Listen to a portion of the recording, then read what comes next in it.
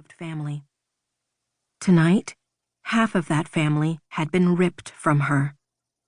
Something vital within her had shattered as she'd watched, helpless to do anything. She never wanted to feel that helpless again. She would never allow herself to feel that helpless again. And so, as she and her 2 remaining children approached the safe house, a thatched cottage hidden deep in the snow-dusted woods, the woman made a decision. 3 short raps of her numb fist against the wooden door was all it took before it opened.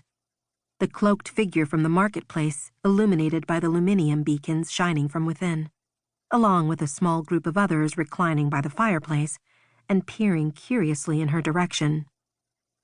"This is a surprise," the cloaked man said, his hood pulled back enough to reveal his weathered features as he took in the woman and her 2 shivering children. The woman raised her emerald eyes to his, gripping her son and daughter tighter as she said, "We're here to join you." Those in the room beyond froze like statues, but the man merely angled his head and repeated, "Join us?" "I know who you are and what you're after," she stated baldly. "You won't succeed without me." The man arched an eyebrow as everyone behind him seemed to hold their collective breaths. "And what would you want in return?" The woman recalled everything she had suffered through that night, still hearing the screams, still seeing the blood, and whispered one word: vengeance. A slow smile stretched across the man's face before he sank into a deep bow. "Then please come in, Tilda Quarantine," he said, as those in the room stood and bowed in return. "Your rebels have long been waiting for you." Swallowing back her doubt, the woman and what remained of her family stepped over the threshold. No longer would she be called Tilda Meridan.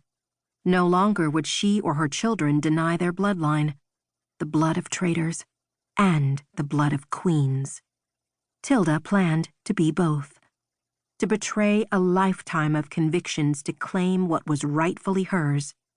Nothing would change what had happened that night, but Tilda Quarantine would be damned if she didn't spend the rest of her life making those who were responsible pay.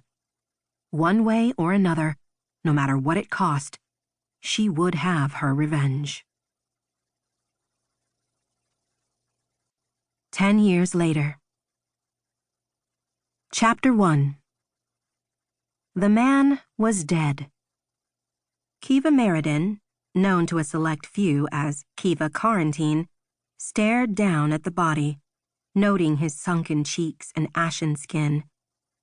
Given his state of bloating, he'd likely passed into the everworld 3 or 4 days ago, long enough for the scent of death to emanate from him, even if he was yet to show physical signs of decomposition.